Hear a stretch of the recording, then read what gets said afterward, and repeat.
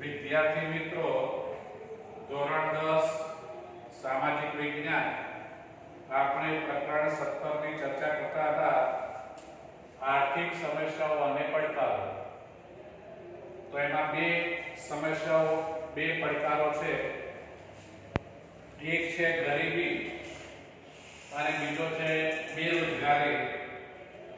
આપણે આ બંને મુદ્દાઓની ચર્ચા કરી, જેમાં છેલ્લે આપણે બેરોજગારીની અંદર ચર્ચા કરતા હતા બેરોજગારી ઘટાડવા માટેના ઉપાયો. તો આ બેરોજગારી ઘટાડવા માટેના ઉપાયો 10 છે, જેમાંથી 8 જેટલા ઉપાયોની ચર્ચા આપણે પૂરી કરેલી. એમાં બે મુદ્દા બાકી હતા, એટલે આપણે એ 9મા નંબરના ઉપાયની ચર્ચા અત્યારે કરીએ છીએ કે ઉદ્યોગો સંબંધી વિકાસ સાધવા, નવી રોજગારીની તકોનું સર્જન થાય તે માટે નવા વ્યાપાર ઉદ્યોગની શરૂઆત થાય તે આવશ્યક છે.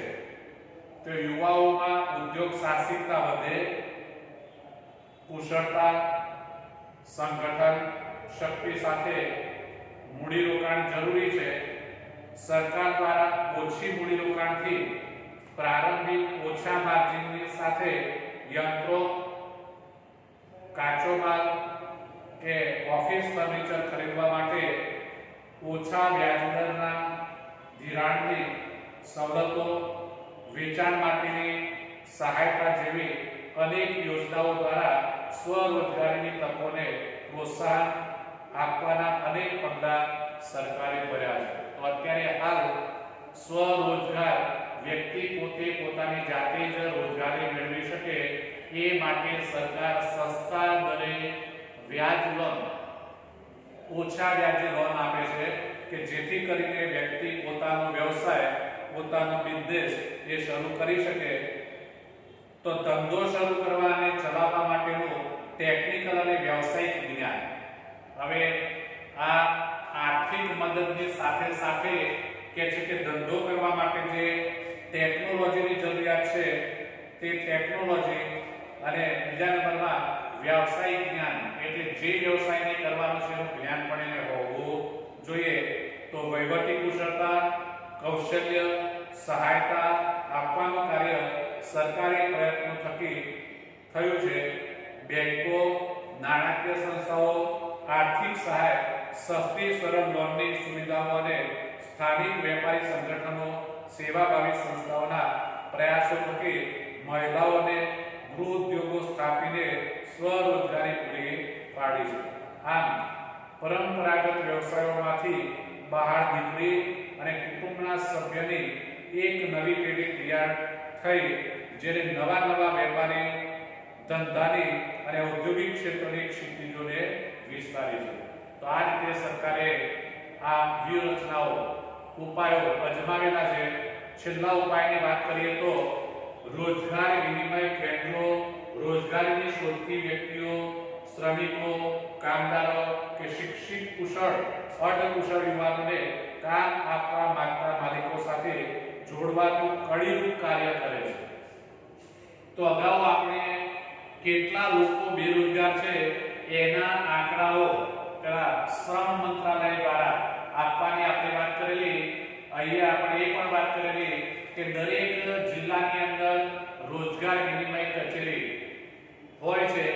આ સરકારી સંસ્થા છે જેમાં દરેક વ્યક્તિએ, મતલબ કે જે બેરોજગાર છે એ વ્યક્તિએ પોતાનું નામ ત્યાં લખાવવાનું, નોંધાવવાનું હોય છે. આપણે આ વાત કરેલી. તો આ જે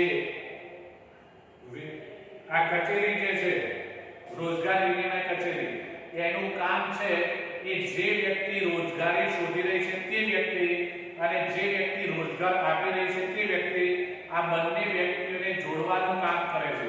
એટલે અહીંયા શબ્દ આપણને આપેલો છે પેલા કડીરૂપ કાર્ય કરે છે. કોણ? તો રોજગાર વિનિમય કેન્દ્રો, રોજગાર વિનિમય કચેરી આ કડીરૂપ કામ કરે છે.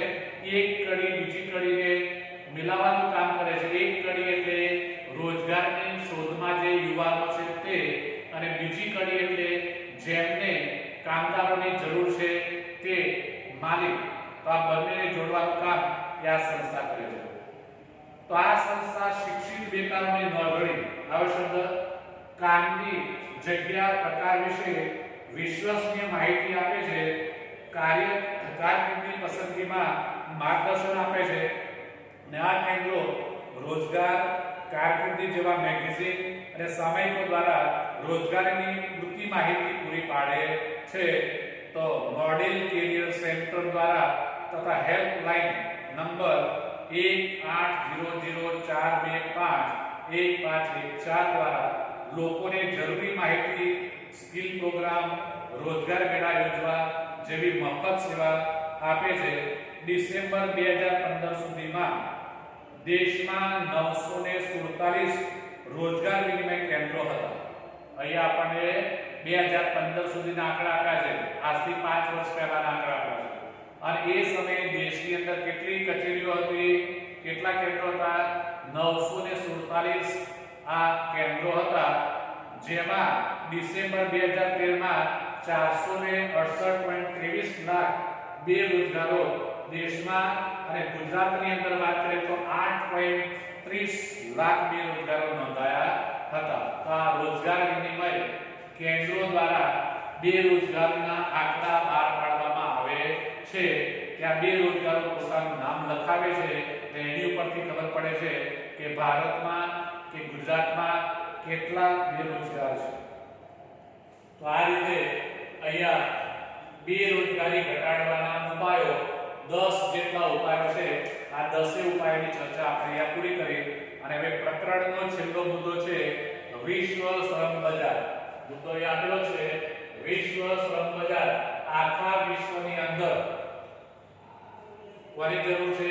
શ્રમિકોની જરૂર છે. શ્રમિકો એટલે કામ કરનારો વર્ગ. આજે મોટા ભાગના દેશોની સમસ્યા આ છે કે એમની પાસે વૃદ્ધોની સંખ્યા વધારે છે, નવયુવાનો એટલે કામ કરી શકે તેવી વ્યક્તિઓની સંખ્યા ઓછી છે. જે ભારતની અંદર, આખા વિશ્વની અંદર આપણે જોઈએ તો ભારતમાં એ સંખ્યા વધારે છે. કઈ? માનવ શ્રમ. તો વિશ્વના દેશો પોતાના શ્રમિકોનું આદાન પ્રદાન કરે છે. આદાન પ્રદાન એટલે આપલે ભારતના શ્રમિકો બીજા દેશમાં જાય, બીજા દેશના શ્રમિકો ભારતમાં આવે, આને શ્રમિકોનું, મહેનત કરનારા લોકોનું આદાન પ્રદાન કહેવામાં આવશે. તો આંતરરાષ્ટ્રીય કક્ષાએ શ્રમિકોનું એક દેશમાંથી બીજા દેશમાં સ્થળાંતર રોજગારી અર્થે, વેપાર ધંધા અર્થે, તાલીમ કે ઉચ્ચ અભ્યાસ અર્થે થાય તેને શ્રમની આંતરરાષ્ટ્રીય ગતિશીલતા કહેવામાં આવે છે. તો શૈક્ષણિક જ્ઞાન, ઉચ્ચ ટેકનિકલ જ્ઞાન અને કૌશલ્યની પ્રાપ્તિ અર્થે વિદેશમાં વધુ આવક, વધુ સુવિધા અને વધુ સારી નોકરીની શોધમાં બુદ્ધિ ધનનું બહિર્ગમન, બ્રેન ડ્રેઇન એ આંતરરાષ્ટ્રીય સ્તરે સ્થળાંતર છે. તો સામાજિક મોભો વધારતું આ દેશાભિગમન હમણાં વધુ ધ્યાનાકર્ષક રીતે પ્રચલિત થયું છે. બુદ્ધિશાળી અને પ્રતિભાશાળી વ્યક્તિઓ, તાલીમ પામેલા, કુશળ અને સુસજ્જ કારીગરોના અન્ય દેશોમાં સ્થળાંતર થવાના કે ત્યાં જ સ્થાયી થવાના વધતા વલણના કારણે આપણા દેશમાં બુદ્ધિ પ્રતિભા ધરાવતી, ટેકનિકલ જ્ઞાન સંપન્ન અને વૈજ્ઞાનિક માનસ ધરાવતી તેજસ્વી પ્રતિભાઓની ખોટ વર્તાય છે. હવે આપણા દેશની અંદરથી ઘડી ઘડી અને હોશિયાર, ટેકનિકલ જ્ઞાન, કૌશલ્ય ધરાવતા જે લોકો છે એ કહે છે કે આપણા દેશમાં એમને રોજગારી મળતી નથી. રોજગારી મળે છે તો એમને પોસાય એટલો પગાર મળતો નથી, સવલતો મળતી નથી. એટલે આવું જે બુદ્ધિધન ભારતનું છે એ બીજા દેશની અંદર જાય છે. દેશાગમન એટલે બીજા દેશની અંદર એમની આ જે કૌશલ્ય છે, એમની જે પ્રતિભા છે એ જે ત્યાં દર્શાવે તેના કારણે એમની સવલતોમાં, પગારમાં, આર્થિક સ્થિતિમાં સુધારો થાય છે. એટલે એ ભારત છોડીને બીજા દેશમાં જાય છે. એટલે ભારતની અંદર આવા લોકોને ખોટ વર્તાય છે. તો વૈશ્વિકીકરણ અને ઉદારીકરણને લીધે અર્થવ્યવસ્થામાં એક નવી સ્થિતિનું સર્જન થવા લાગ્યું છે. અત્યાધુનિક કુશળ અને માહિતી તકનીક એટલે કે આઈટી, સંદેશાવ્યવહાર ટેકનોલોજી, બાયોટેકનોલોજી, કમ્પ્યુટર ક્ષેત્રે કે દાખતરી અભ્યાસના ક્ષેત્રે જ્ઞાન અને કુશળતા પ્રાપ્ત કરવાની માંગ વધી છે. અનેક દેશો આવા વિશિષ્ટ શૈક્ષણિક લાયકાત અને કુશળતા પ્રાપ્ત લોકોની તાલીમ પામેલું કુશળ શ્રમિકોની તજજ્ઞોની ભરતી કરે છે અને તેમને આકર્ષવા કે છે લોભામણી યુક્તિ પ્રયુક્તિ અને રીત રસમો પણ અપનાવે છે. તો ઔદ્યોગિક એકમો હરીફાઈમાં ટકી રહેવા માટે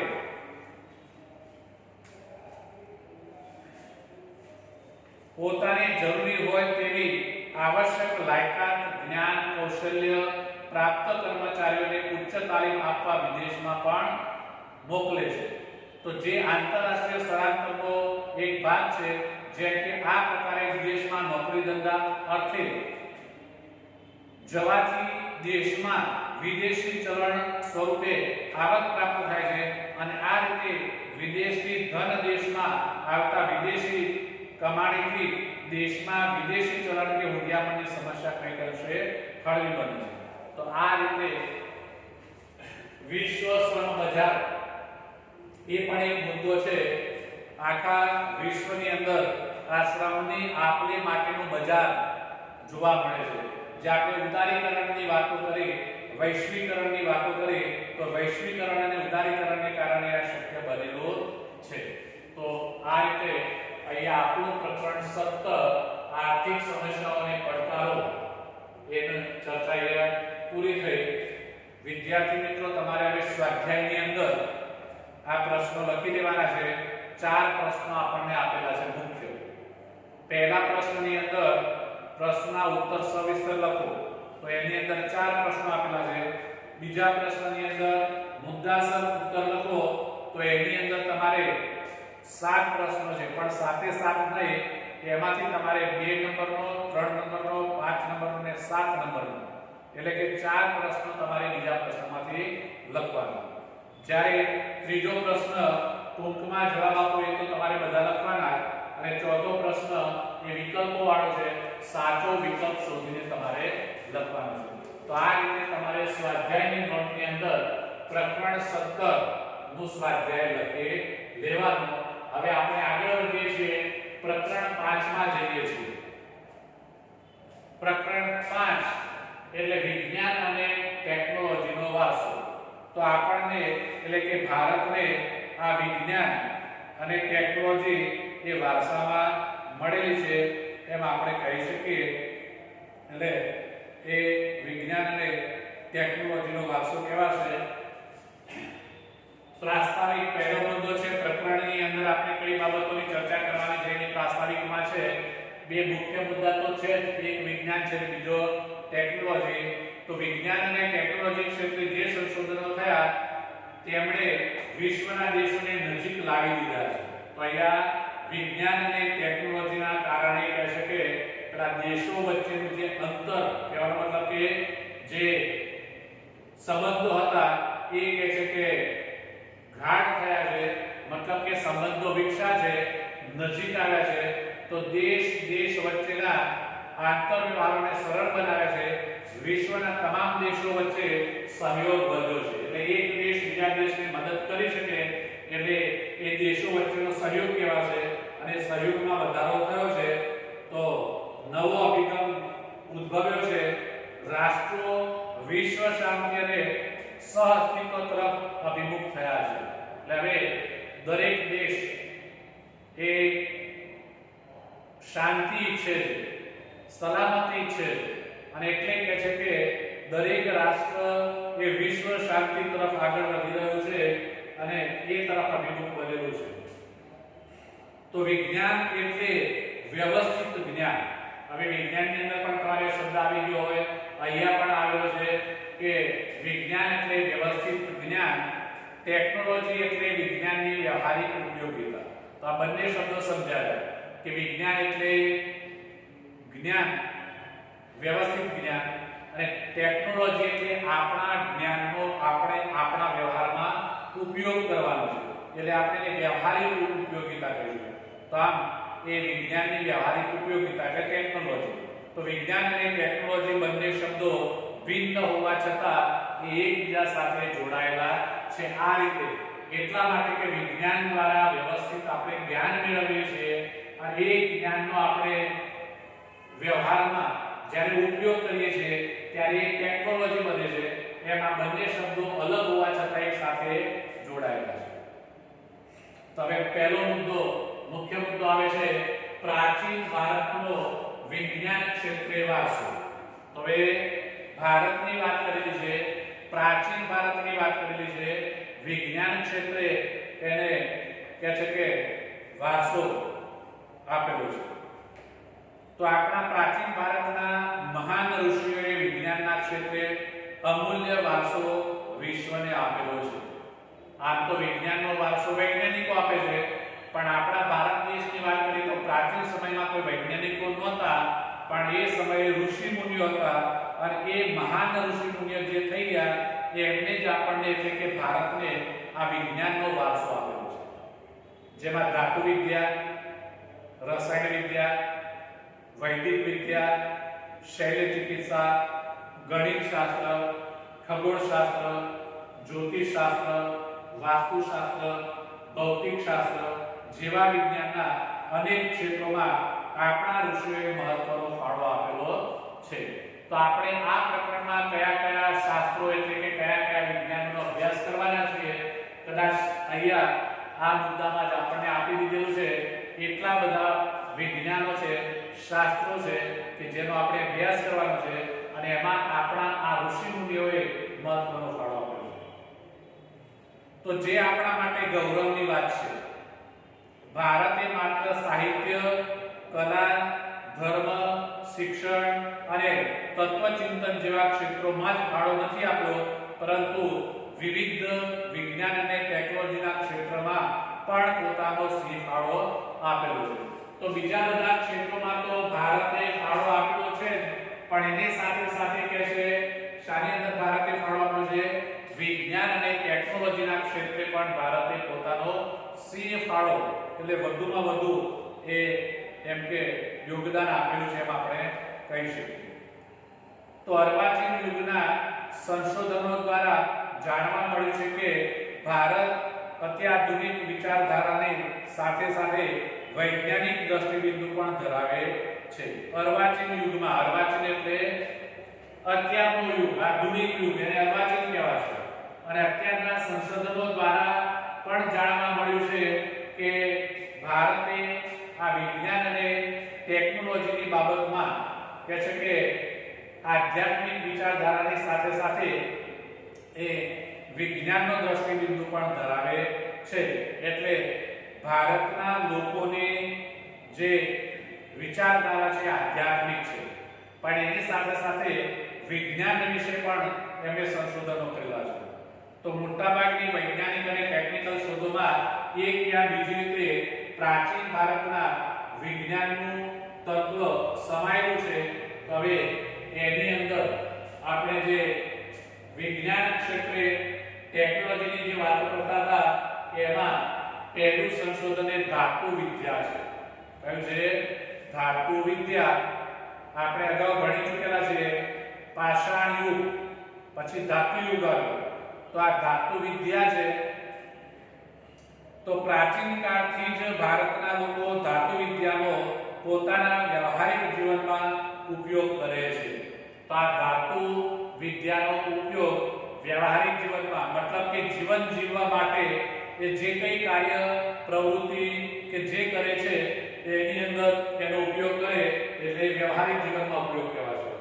તો પ્રાચીન ભારતે ધાતુ વિદ્યામાં અદ્વિતીય સિદ્ધિઓ હાંસલ કરી હતી, જેના ઉદાહરણ સ્વરૂપે સિંધુ કાળની સંસ્કૃતિમાંથી મળી આવેલી ધાતુની નર્તકીની પ્રતિમા, તક્ષશિલામાંથી પ્રાપ્ત થયેલ કુષાણ રાજવીના સમયની ભગવાન બુદ્ધની પ્રતિમાઓ, 14 રાજવીના સમયમાં તૈયાર થયેલા ધાતુ શિલ્પો, ચેન્નઈના સંગ્રહાલયમાં સચવાયેલું આંતરરાષ્ટ્રીય ખ્યાતિ ધરાવતું નૃત્ય કલાના ઉત્કૃષ્ટ નમૂના રૂપ મહાદેવ નટરાજનનું શિલ્પ તથા ધનુર્ધારી શ્રીરામનું શિલ્પ,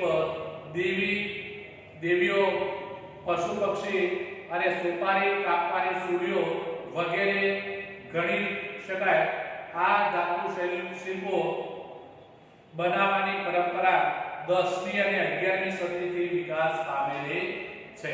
તો આ સિંધુ ખીણની સંસ્કૃતિની અંદરથી આ બધા અવશેષો મળી આવેલા છે અને એ બધા અવશેષો શાના છે? ધાતુઓના છે. એની પરથી નક્કી થાય છે કે ભારતની અંદર એ સમયે ધાતુ વિદ્યાનો વિકાસ થયો હતો. ત્યાર પછી બીજા નંબરે છે રસાયણ વિદ્યા. રસાયણો જુદા જુદા પ્રકારના કેમિકલ જે શબ્દો આપણે લઈએ છીએ, અત્યારે આપણે જે દવાઓ મોટા ભાગની જે લઈએ છીએ એલોપેથિક દવાઓ, તો એ શામાંથી બનેલી છે? આ જુદા જુદા પ્રકારના રસાયણોમાંથી બનેલી હોય છે. તો રસાયણ શાસ્ત્ર એક પ્રયોગાત્મક વિજ્ઞાન છે. તો રસાયણના પ્રયોગો એમાં કરવામાં આવે છે એટલે રસાયણ શાસ્ત્ર એટલે એને પ્રાયોગિક વિજ્ઞાન, પ્રયોગાત્મક વિજ્ઞાન પણ કહેવામાં આવે છે. આ વિદ્યા વિવિધ ખનિજો, છોડ, કૃષિ માટેના બીજ, વિવિધ ધાતુનું નિર્માણ કે તેમાં પરિવર્તન તથા સ્વાસ્થ્યની દ્રષ્ટિએ જરૂરી ઔષધિઓના નિર્માણમાં ઉપયોગી છે. તો મેં પહેલા તમને કીધું કે રસાયણનો ઉપયોગ આપણે શાની અંદર ઔષધિ તરીકે, દવા તરીકે રસાયણનો ઉપયોગ કરીએ છીએ. એ સિવાય પણ અહીંયા ઉપયોગની વાત કરેલી છે કે આપણે આ રસાયણનો ઉપયોગ પેલા ખનિજો, છોડ તૈયાર કરવા માટે, કૃષિ માટેના એટલે ખેતી કરવા માટે જે બિયારણના સંશોધનો થાય છે એની અંદર પણ એનો ઉપયોગ થાય છે. અને આ રીતે કે છે કે પેલા વિવિધ ધાતુઓનું નિર્માણ કરવામાં અને એ ધાતુઓમાં પરિવર્તન લાવવામાં પણ રસાયણનો ઉપયોગ થાય છે. એટલે ધાતુમાંથી કોઈ વસ્તુ બનાવવી હોય તો એ ધાતુની અંદર આ રસાયણોનું મિશ્રણ કરવામાં આવે તો જ એમાંથી કે છે કે એ વસ્તુ બની શકે.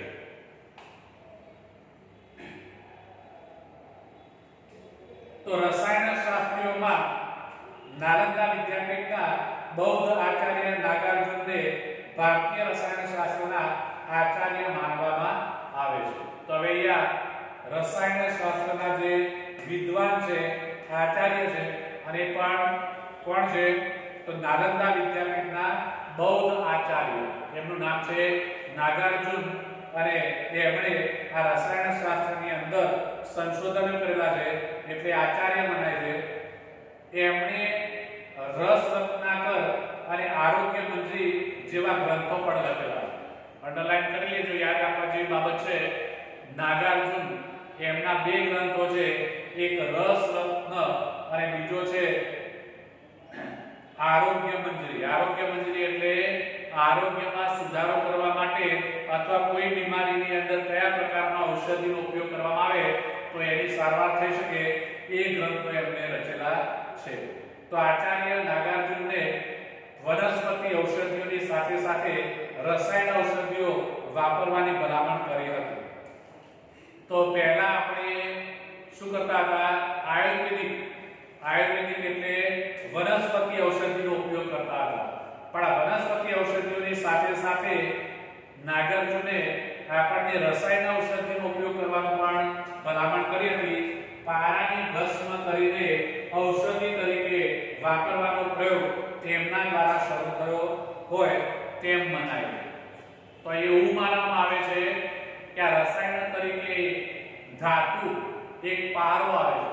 પારો એ ધાતુ છે, એ રસાયણ છે, એને પાડી નાખવામાં આવે, એની ભસ્મ તૈયાર કરવામાં આવે એટલે રક્ષા, બરાબર. અને રાખ જે તૈયાર થાય એ રાખનો ઉપયોગ શાના તરીકે? ઔષધિ તરીકે કરવામાં આવતો હતો એવું માનવામાં આવે છે. તો નાલંદા વિદ્યાપીઠમાં રસાયણ વિદ્યાના અભ્યાસ અને સંશોધન માટે પોતાની અલગ રસાયણ શાળા અને ભઠ્ઠીઓ હતી. રસાયણ શાસ્ત્રના ગ્રંથોમાં મુખ્ય રસ, ઉપરસ, 10 પ્રકારના વિષ તેમજ વિવિધ પ્રકારના ક્ષારો અને ધાતુઓની ભસ્મનું વર્ણન પણ મળે છે. તો આમ રસાયણ શાસ્ત્રની ઉત્કૃષ્ટતા તો ધાતુમાંથી બનાવેલી ભગવાન બુદ્ધની મૂર્તિઓમાં દ્રશ્યમાન થાય છે. 7.5 ફૂટની ઊંચી 1 ટન વજન ધરાવતી તામ્ર મૂર્તિ સુલતાનગંજ એટલે આજનું બિહાર માંથી કે છે કે મળી આવેલી છે. તથા 18 ફૂટ ઊંચી બુદ્ધના ભગવાન બુદ્ધની મૂર્તિ નાલંદામાંથી મળી આવી છે. તો આમાં બે મૂર્તિઓ અહીંયા મળી આવેલી છે અને એની અંદર શાનો ઉપયોગ થયેલો છે? ધાતુ અને રસાયણનો ઉપયોગ થયેલો છે. તો આ 7 ટન વજન ધરાવતો અને 24 ફૂટ ઊંચો સમ્રાટ ચંદ્રગુપ્ત બીજાએ કહે છે કે એટલે કે વિક્રમાદિત્ય દિલ્હીમાં નિર્માણ કરાવેલો વિજય સ્તંભને હજી સુધી વરસાદ તાપ કે તડકામાં આટલા વર્ષો સુધી રહ્યા છતાં કાટ લાગ્યો નથી. બાજુના ચિત્રમાં તમે જોઈ શકો છો થાંભલાનું ચિત્ર દેખાતું હશે. એ થાંભલો એ દિલ્હીમાં આવેલો છે. આગ્રાનો તાજમહેલ આપણે શબ્દ લઈએ છીએ એમ દિલ્હીની અંદર કુતુબ મિનાર, અને કુતુબ મિનાર જે જગ્યાએ છે ત્યાં જ આ સ્તંભ પણ છે. લોહ સ્તંભ કહેવાય છે, લોખંડનો થાંભલો. એ વિજય સ્તંભ છે. એ વિજય મેળવ્યો છે એટલા માટે બનાવવામાં આવ્યો છે, એટલે વિજય સ્તંભ પણ કહેવાય છે. પણ એ લોખંડમાંથી બનાવવામાં આવ્યો છે, પણ છતાં એમાં બીજા બધા રસાયણો અને ધાતુઓને મિશ્રિત કરવામાં આવ્યું છે, જેથી કરીને કોઈ ઋતુની એની ઉપર અસર થતી નથી. પછી ગમે તેટલો તડકો પડે કે ઉનાળો હોય, ગમે તેટલી ઠંડી પડે શિયાળો હોય, અને ગમે તેટલો વરસાદ પડે, બરાબર છે, એને આજ દિન સુધી કાટ લાગ્યો નથી. તો આ ભારતની રસાયણ વિદ્યાનો ઉત્તમ નમૂના છે. તો અહીંયા આપણે જે બુદ્ધની પ્રતિમાઓ અને આ સ્તંભની જે વાતો કરી, એ જે પ્રતિમાઓ બનાવવામાં આવેલી છે એ આજ દિન સુધી એવી ને એવી છે, એમાં કોઈ ફેરફાર થતો નથી. એટલા માટે કે એમાં ધાતુ સાથે રસાયણ વિદ્યાનો પણ પ્રયોગ કરવામાં આવેલો છે. અને ત્યાર પછીનો મુદ્દો છે વૈદિક વિદ્યા શૈલ્ય ચિકિત્સા. વૈદિક વિદ્યા એટલે બીમારીની અંદર સારવાર, એટલે વૈદિક વિદ્યા કહેવાય છે. શૈલ્ય ચિકિત્સા, ચિકિત્સા એટલે સારવાર. તો પ્રાચીન સમયથી ભારતે વૈદિક વિદ્યાને શૈલ્ય ચિકિત્સા ક્ષેત્રે અભૂતપૂર્વ સિદ્ધિ પ્રાપ્ત કરેલી છે. તો ભારતીય વૈદિક શાસ્ત્રના મહાન પ્રણેતાઓ મહર્ષિ ચરક અને મહર્ષિ સુશ્રુત તથા વાગ્ભટ્ટે પોતાના સંશોધનથી વૈદિક શાસ્ત્રના ઉચ્ચતમ શિખરો સર કરેલા છે. તો અહીંયા વૈદિક અને શૈલ્ય ચિકિત્સામાં 3 વિદ્વાનોના નામ આપણને આપેલા છે. એ 3 વિદ્વાનો એટલે એક છે મહર્ષિ ચરક, બીજા છે મહર્ષિ સુશ્રુત અને ત્રીજા છે વાગ્ભટ્ટ. તો મહર્ષિ ચરકની વાત કરીએ તો મહર્ષિ ચરકે ચરક સંહિતા નામનો ગ્રંથ લખેલો છે. તો 2000 ઉપરાંત વનસ્પતિ ઔષધિનું વર્ણન એમાં કરેલું છે. મહર્ષિ સુશ્રુતની વાત કરીએ તો એમણે સુશ્રુતા સહિત ગ્રંથ લખેલો છે. ચૈત્ય ચિકિત્સા એટલે કે વાટકામ વિદ્યા શાસ્ત્રના એવા ધારદાર સાધનો એમણે ઉલ્લેખ કર્યો હતો કે જેને માથાના વાળને ઊભા ચીરીને 2 ભાગ કરી શકાય. આજની તારીખમાં આટલા આધુનિક ટેકનોલોજી, આધુનિક શસ્ત્રો સરંજામ આપણે વિકસાવ્યા છે, છતાંય કહે છે કે આપણી પાસે એવું કોઈ શસ્ત્ર નહીં હોય કે આપણા વાળને ઊભો ચીરી અને એના 2 ભાગ કરી શકે. આ એ સમયની વાત કરેલી છે, પ્રાચીન ભારતની વાત કરી છે. એ સમયમાં આપણા જે વિદ્વાનો છે, બરાબર છે, એમને એવા સાધનો પણ બનાવ્યા હતા કે આ જે વાળ છે એ વાળને શું કરી શકે? ચીરીને એના 2 ભાગ કરી શકે. તો એની ઉપરથી આપણે વિચારી શકીએ છીએ કે પ્રાચીન ભારતની અંદર કેવા સંશોધનો હતા, બરાબર, કેવા માણસો હતા. વાગ્ભટ્ટ સંહિતા પણ મહત્વનો ગ્રંથ છે. તો અહીંયા 3 વિદ્વાનોએ પોતાના અલગ અલગ ગ્રંથ બનાવેલા છે, જેની અંદર શાનો ઉલ્લેખ કર્યો છે? વૈદિક વિદ્યા, શૈલ્ય ચિકિત્સા એનો ઉલ્લેખ એમાં થયેલો છે. તો આમ ચરક સંહિતા, સુશ્રુત સંહિતા અને વાગ્ભટ્ટ સંહિતા પ્રત્યેક વૈદ્ય માટે આ 3 ગ્રંથોનો અભ્યાસ ઉપયોગી છે. તો વૈદ્ય એટલે સારવાર કરનાર વ્યક્તિ. બીમારીની અંદર કોઈ પણ વ્યક્તિ બીમાર પડે ત્યારે એને સારવાર આપનાર જે વ્યક્તિ હોય એ વૈદ્ય કહેવાય છે. જે વૈદ્ય બને છે એ વ્યક્તિ આ ત્રણ ગ્રંથોનો અભ્યાસ કરેલો હશે અને આ ત્રણનો અભ્યાસ કરનાર વ્યક્તિ વૈદ્ય બને છે, એ લોકોની સારવાર કરે છે, એટલે એ ચિકિત્સક.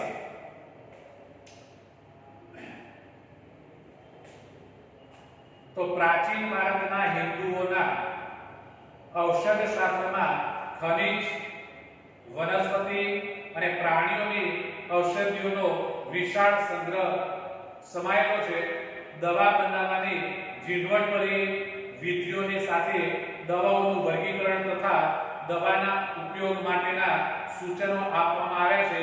વાટકાપ કરવા માટે પ્યાલા આકારનો પાટો બાંધી લોહીનું પરિભ્રમણ અટકાવતા પેઢું, મૂત્રાશય, સારંગા, મોતિયો, પથરી, હરસ, ભાંગેલા હાડકાને બેસાડવા, શરીરમાં ઘૂસી ગયેલા પદાર્થોને બહાર કાઢવાની તમામ બાબતોમાં ભારતીયોની નિપુણતા હતી.